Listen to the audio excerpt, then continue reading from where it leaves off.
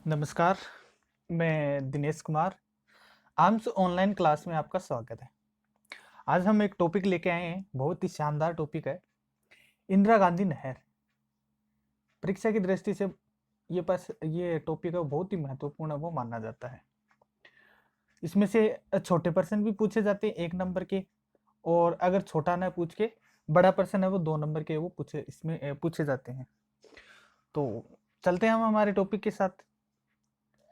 इंदिरा गांधी नहर। पहले ये देख लेते कि इंदिरा गांधी नहर है वो किस तरीके से है। यही है इंदिरा गांधी नहर।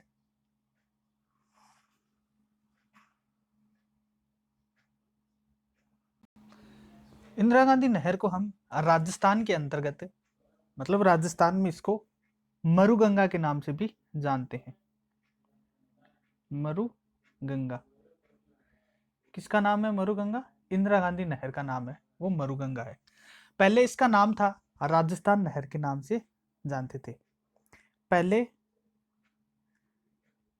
राजस्थान नहर के नाम से जाना जाता था, परंतु बाद में इसको मरुगंगा के नाम से जाना गया। फिर बाद में इसको इंदिरा गांधी नहर के नाम से जाना जाता है, और वर्तमान में हम इसको इंदिरा गांधी नहर के नाम से जानते हैं। और यही इंदिरा गांधी नहर है वो राजस्थान की मरुगंगा है वो है। तो 2 नवंबर 1884 को इसका नाम बदलकर क्या कर दिया गया था?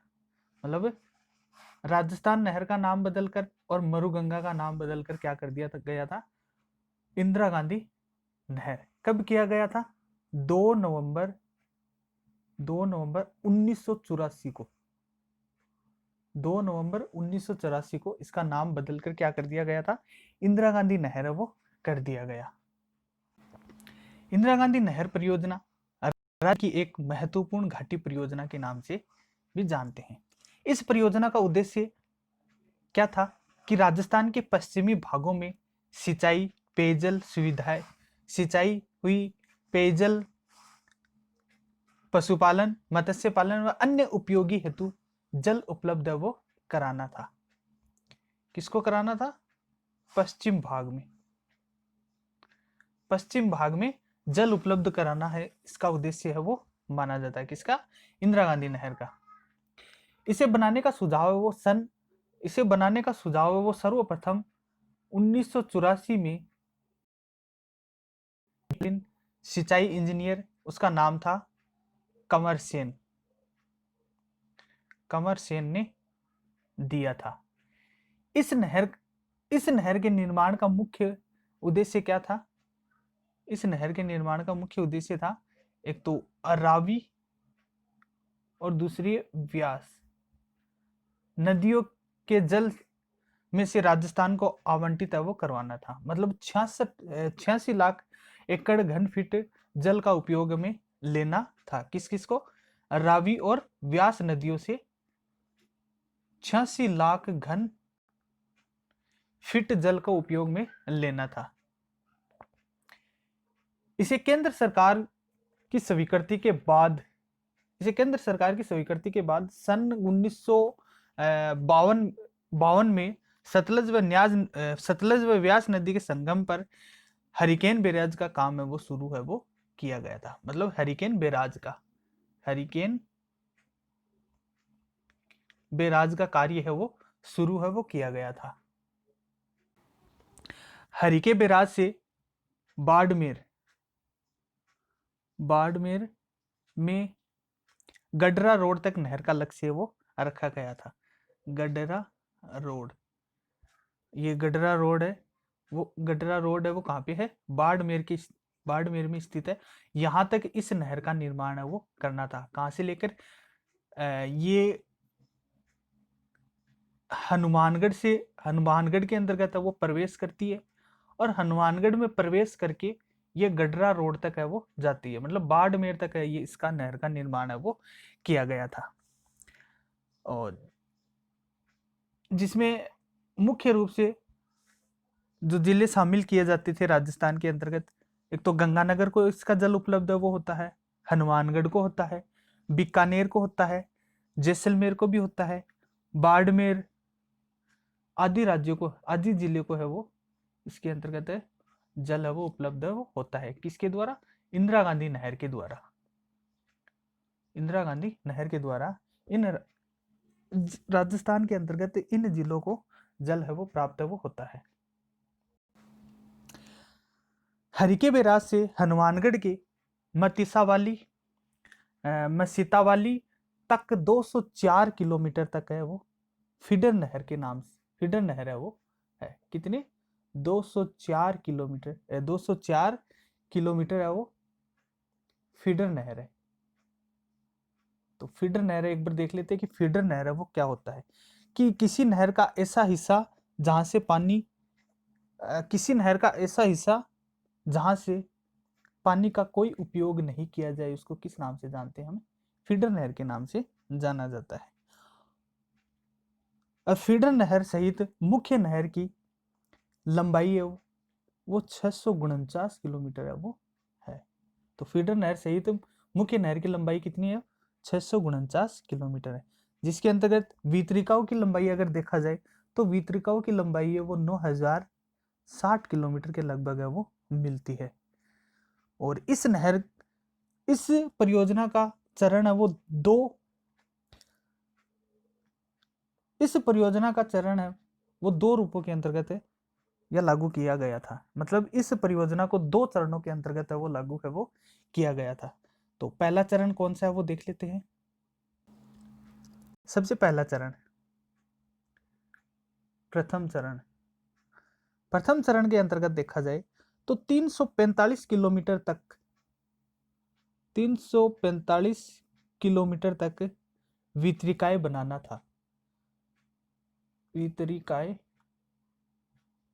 345 किलोमीटर तक वितरिकाएं बनाना था, जिसमें से 5.53 लाख हेक्टेयर सिंचाई क्षेत्र के लिए उपयुक्त है वो, मतलब उपयोग में है वो लिया जाता है। दूसरा चरण देखा जाए,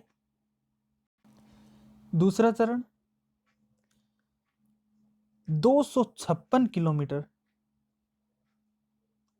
256 किलोमीटर मुख्य नहर सहित, मतलब 5780 किलोमीटर, मतलब 256 किलोमीटर अगर मुख्य नहर सहित इसको जोड़ा जाए तो 5780 किलोमीटर वितरिकाओं का निर्माण है वो किया गया था। जिसमें अगर सिंचाई के रूप में देखा जाए तो 6.97 मतलब 7 लाख हेक्टेयर क्षेत्र के अंतर्गत है वो सिंचाई है वो की जाती है। और इंदिरा गांधी नहर परियोजना में कुल सिंचाई का देखा जाए तो वो 30% भाग है वो लिफ्ट नहरों के द्वारा है वो की जाती है।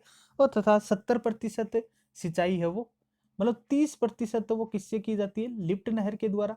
और 70% है वो वितरिकाओं के द्वारा है वो वितरिकाओं के माध्यम से है वो की जाती है।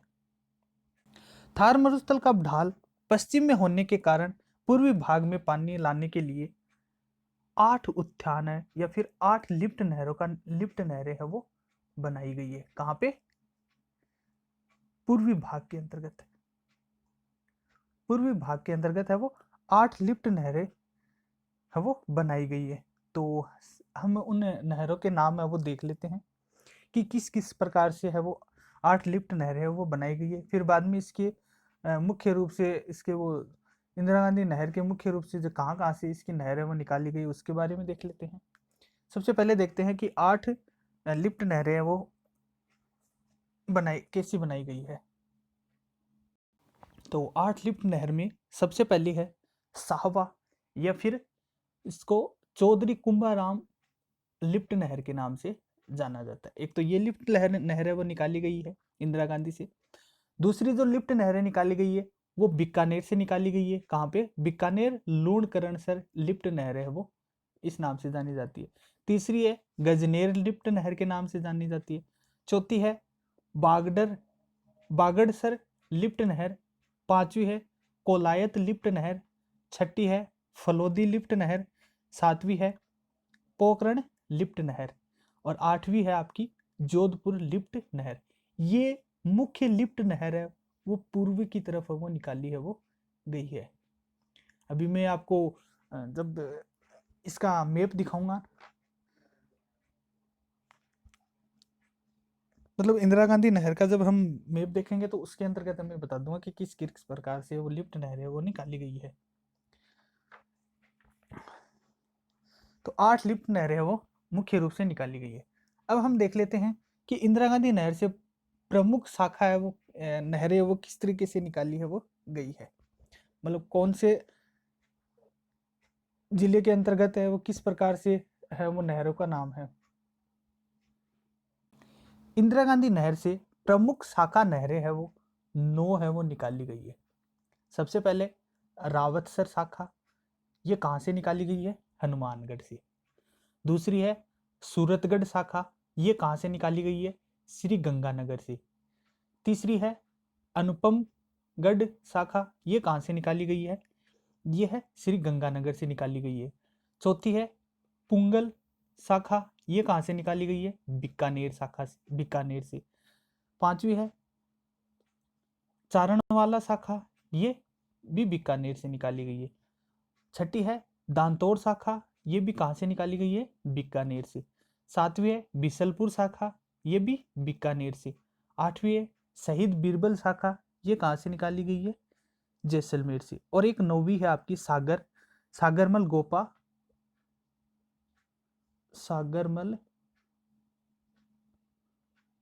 गोपा, जो कहाँ से निकाली गई है, वो निकाली गई है जैसलमेर से। तो इस प्रकार से मुख्य है वो इस प्रकार से मुख्य शाखा है वो नहरें है वो निकाली गई है। अब हम देख लेते हैं कि किस प्रकार से इसका लाभ है वो मिलता है या होता है। तो देखते हैं किस प्रकार से लाभ होता है। सबसे पहले है सिंचाई के रूप में प्रत्यक्ष लाभ है वो हमको प्राप्त है वो होता है, किससे, इंदिरा गांधी नहर से। इंदिरा गांधी नहर से इंदिरा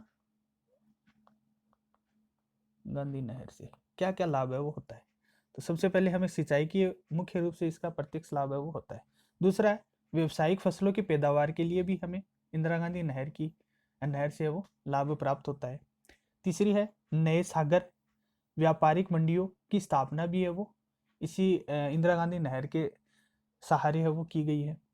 चौथा है पशुपालन मत्स्य पालन का विकास भी होता है। पांचवा है वर्तमान ऊन व्यवसाय को लाभ भी मिलता है। छठा है 9.5 लाख टन अतिरिक्त खाद्यान्न उत्पादन है वो संभव है वो होता है, किसके द्वारा, इंदिरा गांधी नहर के द्वारा। सातवां है मरुस्थल पर नियंत्रण वो बना रहता है। आठवां है वन क्षेत्र मतलब चारागाहों का विकास है वो होता है। और एक और देख लेते हैं जैसे बंजर भूमि का विकास भी संभव है वो हो पाता है। ये देखिए आपकी इंदिरा गांधी नहर, ये यहाँ पे हनुमानगढ़ के अंतर्गत है वो प्रवेश है वो करती है और बाड़मेर तक है वो जाती है। बाड़मेर मतलब गडरा रोड तक ये इसका समाप्ति क्षेत्र है वो माना जाता है। राजस्थान में यहाँ से निकलती है और गडरा रोड तक समाप्त वो हो जाती है। अब देखो ये इस नहर के मुख्य रूप से कौन कौन सी नहरें है वो निकाली है वो गई है। जैसे मान लो मुख्य नहर के रूप में देखा जाए तो जैसे सूरतगढ़ शाखा है, अनुपमगढ़ शाखा है, पुंगलगढ़ शाखा है, दांतोर शाखा है, बिसलपुर शाखा है, चारणवाला शाखा है, शहीद बीरबल शाखा है। ये मुख्य रूप से नहरें इसके अंतर्गत है वो मुख्य है वो निकाली गई है। और अगर पश्चिम की तरफ देखा जाए तो पश्चिम की तरफ जैसे रावतसर शाखा हो गई, फिर चौधरी कुंभाराम शाखा, आर्य लिफ्ट नहर आदि कई तरीके की नहरें इसके अंतर्गत है वो निकाली गई है। बीकानेर के अंतर्गत अलग निकाली गई है, जैसलमेर के अंतर्गत अलग निकाली गई है, और गंगानगर के अंतर्गत अलग निकाली गई है, हनुमानगढ़ के अलग अलग निकाली गई है। तो आज के लिए सिर्फ एक छोटा सा टॉपिक था आपके लिए।